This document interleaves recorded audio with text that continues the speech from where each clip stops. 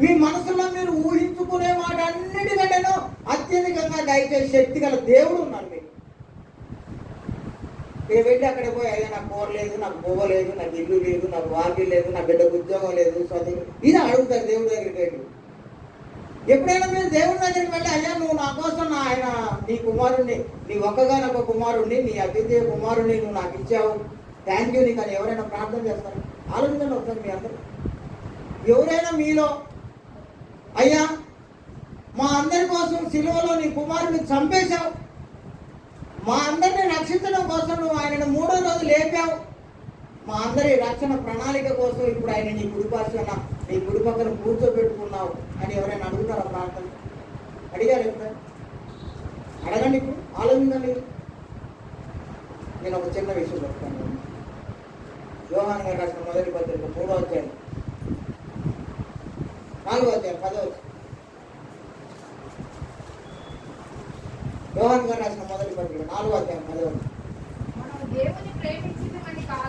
మనము దేవుని ప్రేమించితిమని కాదు, తానే మనలను ప్రేమించి మన పాపములకు ప్రాయశ్చిత్తమై ఉండుటకు తన కుమారుని పంపెను.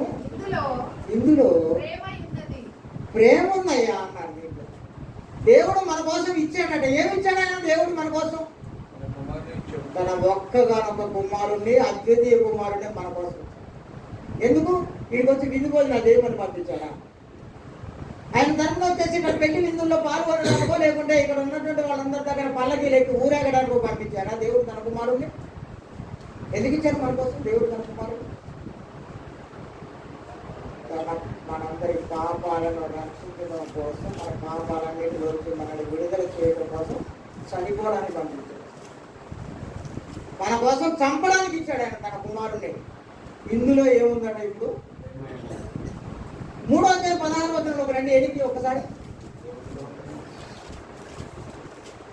మొదటి పత్రికలో 3వ అధ్యాయం 16.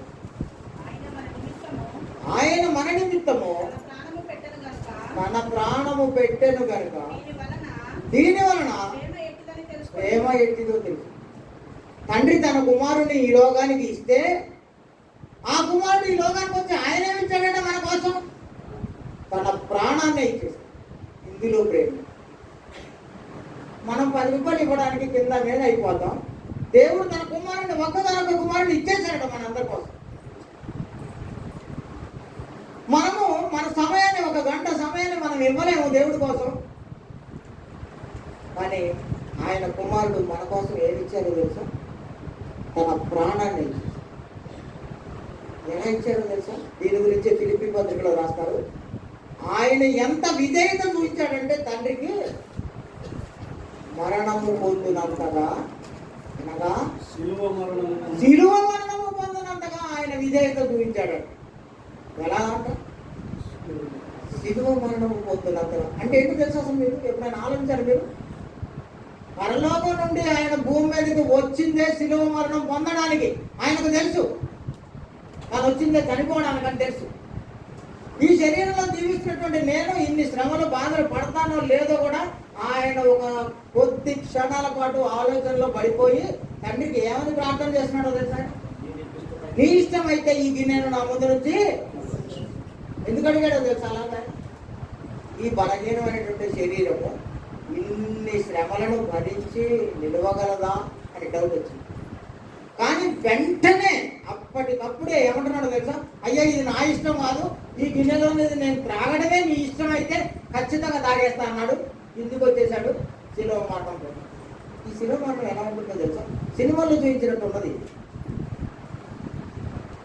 తీసుకెళ్ళి ఒక బందీఖానాలోకి తీసుకెళ్ళి ఆయన పైన ఉన్నటువంటి బట్టలన్నీ ఇప్పేసి ఆయన తల మీద ముళ్ళ కిరీటం పెట్టి ఆయనకు ఒక ఊదారంగ వస్త్రం జరిగి ఆయన్ని వెనక నుంచి బుద్ధి ఏమని అంటున్నాడో తెలుసా? నిన్ను ఇప్పుడు కొట్టింది ఎవరో చెప్పు. ఆయన ముఖం మీద ఉమ్మి వేసి ఏం పాపం చేశాడు? ఏం పాపం చేశాడు? సరే, నిన్ను రక్షించడానికి రావడమే ఆయన చేసిన పాపం. ఎంత శిక్ష ఆయన ముందే చెప్తున్నాను నేను. ఆయన విధేయత ఎంత విధేయత చూపించారంటే మరణము పొందినంతగా అనగా శిలువ మరణము పొందినంతగా విధేయత చూపించారంటే ఆయనకు ముందు తెలుసు ఎన్ని కొరడా దెబ్బలు కొడతారు. ఆయన దగ్గర ఒక లెక్క ఉంది. కొరడా దెబ్బలు అనగా ఇప్పుడు ఉన్నటువంటి కొరడాలు లాంటి కొరడాలు ఉండాలి. అప్పుడు వాటికి చివరిన ఒక హుక్కు లాంటివి ఉండేవి, మేకులు లాంటివి ఉండేవి. కొడితే మాంసం ముద్దలు ముద్దలు వేసి వచ్చేది. ఒకసారి కొరడాతో కొడితే కొరడా ఎక్కడైతే చుట్టుకుంటుందో అక్కడి నుంచి మాంసం ముద్దలు ముద్దలు వేసి వచ్చేది. ఇట్లా ఎంత రక్తం పోయి ఉంటుంది బాబు.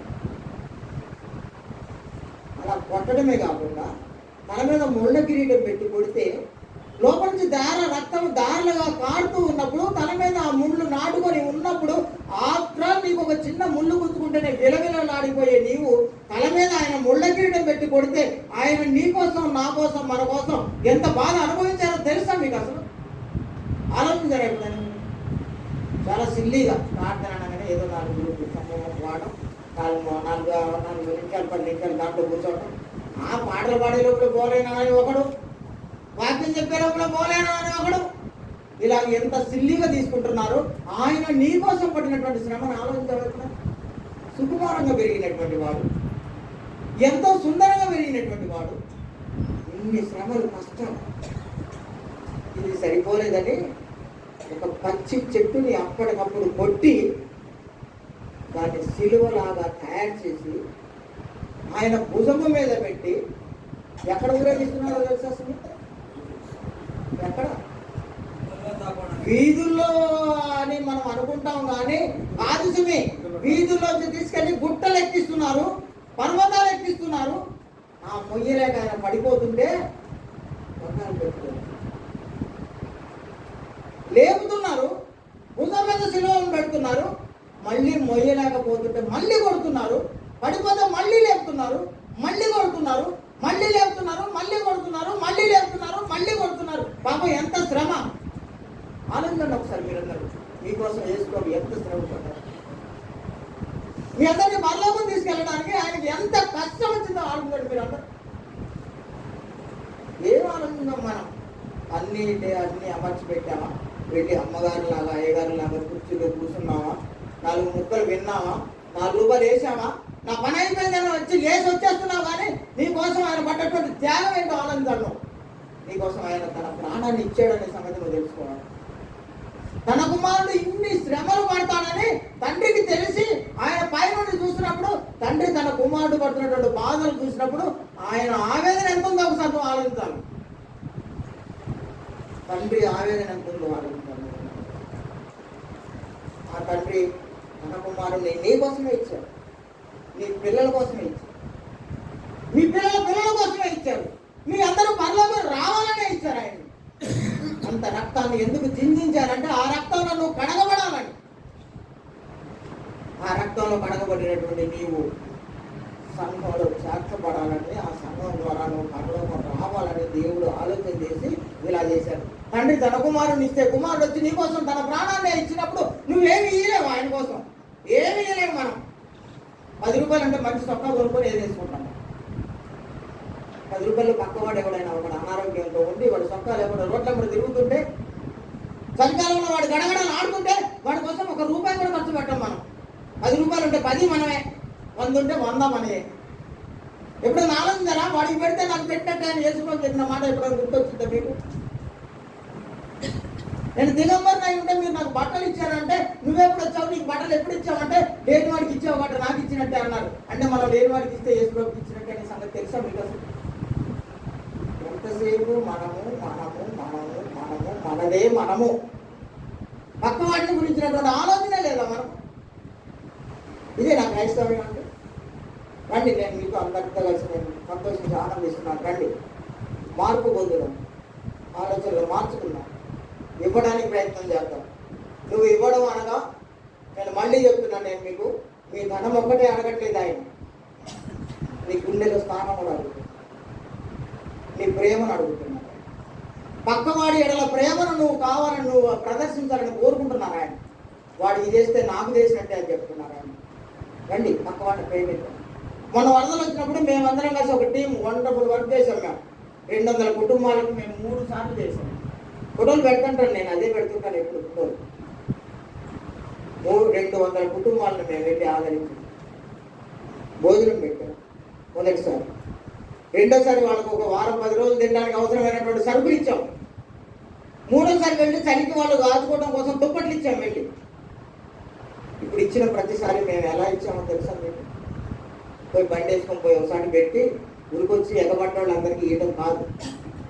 ఎవరిని రానిలే బండి దగ్గరకు మేమే అందరం కలిసి వెళ్ళి ఇంటింటికి తిరిగి ఇంట్లో ఇచ్చి వచ్చాం. మేము ఇచ్చి ఏం చెప్పామంటే, దేవుడు ఇది మీ వరకు ఇచ్చినటువంటి సహాయం అని చెప్పించి వచ్చాం.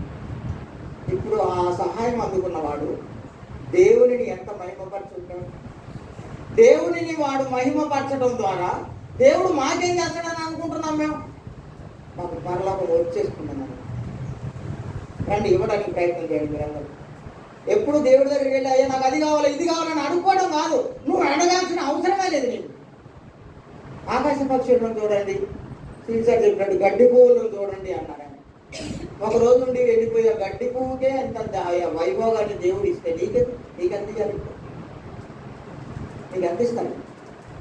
ఎందుకు ఇవ్వట్లేదంటే మనకు దేవుడు మనం ఇవ్వట్లేదు. రండి, మీ దగ్గర ఉన్నటువంటి ధనాన్ని ఇవ్వండి దేవుడికి, మీ సమయాన్ని ఇవ్వండి, మీ శక్తియుక్తుల్ని ఇవ్వండి, మీలో ఉన్నటువంటి ప్రేమని ఇవ్వండి. మీరు దేవుని కోసం బ్రతకండి, దేవుని కోసమే మీరందరూ జీవించండి. పక్క వాడిని ప్రేమించడంలో ఉన్నటువంటి అర్థం చాలా గొప్పతనం. ఎందుకంటే దేవుడు తన కుమారుడిని మనకిచ్చి ప్రేమను చాటారు. ఆ కుమారుడు మన కోసం తన ప్రాణాన్ని ఇచ్చి తన ప్రేమను చాటారు. మనం కూడా పక్క వాడిని తన ప్రాణంతో సమానంగా ప్రేమించి వాని కోసం ప్రాణం ఇచ్చే అంత స్థాయిలో మన ప్రేమను వాడిని ఎంత ప్రదర్శిద్దాం. మనం నిజమైనటువంటి క్రైస్తవులు ఎంత పడదాం. దేవుడు మీ అందరినీ దీవించి ఆశీర్వదించుగాక. మీ అందరికీ ప్రత్యేక వందనాలు తెలియజేస్తూ ముగిస్తున్నాను. Thank you.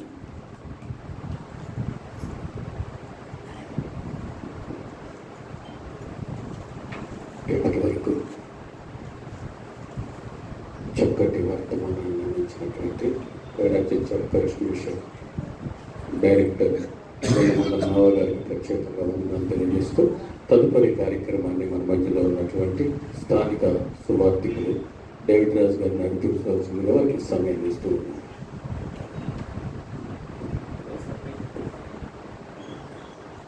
చాలా మంచిదండి. చేరవచ్చినటువంటి సంఘం అంతటికి దైవులందరికీ వందనాలు. ముఖ్యంగా మరి సేవకులు మన మధ్యకు వచ్చి ఉన్నారు. అయ్యా మరి పైన స్టేజీ మీద సమయం లేదు. మరి చింతగాని మండల అధ్యక్షులు రాజు గారు వచ్చి ఉన్నారు, పాస్టర్ వారిని. అలాగే సెక్రటరీ శౌరి గారు కూడా వచ్చి ఉన్నారు. మరి వారికి కూడా ప్రేమ ఆహ్వానిస్తున్నాను. ఏదేమైనప్పటికీ మరి దైవజనులు టీబీసీ కాలేజీ వారి టీం అంతా కూడా వచ్చేసి ఎంత ఆనందభరితులుగా సంతోషదాయకమైన